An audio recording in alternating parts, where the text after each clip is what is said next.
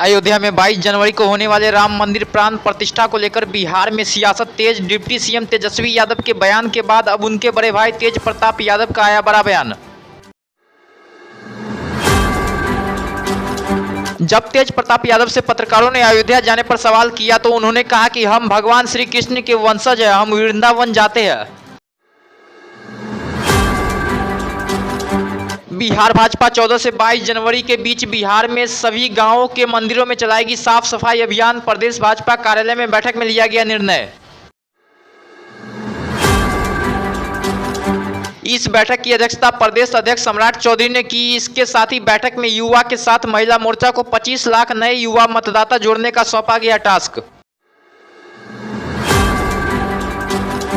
अयोध्या में 22 जनवरी को होने वाले राम मंदिर प्राण प्रतिष्ठा को लेकर बिहार बीजेपी के नेता सुशील मोदी ने लालू यादव और नीतीश कुमार से किया सवाल।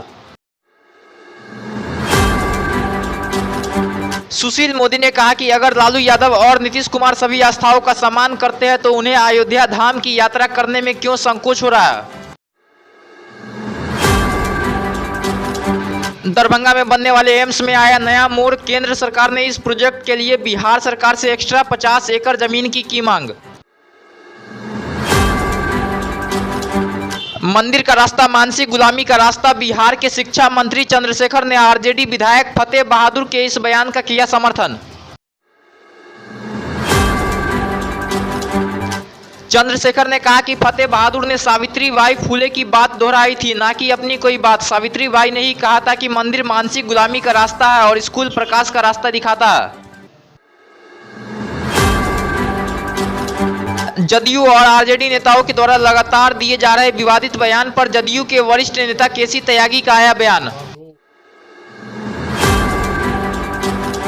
केसी त्यागी ने कहा कि इंडी अलायंस के घटक दलों को राम मंदिर और रामलला की प्राण प्रतिष्ठा को लेकर ऐसे बयानों से बचना चाहिए। ऐसे में भाजपा को मजबूती मिलेगी।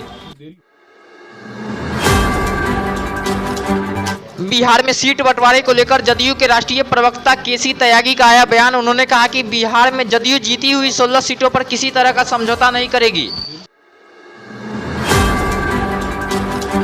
केसी त्यागी ने कहा कि कांग्रेस शासित राज्य में सब कुछ ठीक है, लेकिन जहां भाजपा या कोई अन्य दल मजबूत है वहां अनुपात से ज्यादा सीटें मांगना कांग्रेस का अनुचित काम है।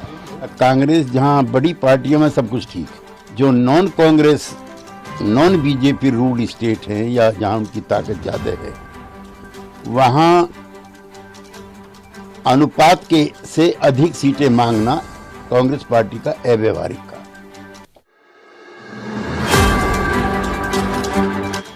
अयोध्या में हो रहे प्राण प्रतिष्ठा पर पूर्व सांसद आनंद मोहन का बड़ा बयान आया सामने। उन्होंने कहा कि जय श्री राम नहीं बल्कि जय सिया राम बोले।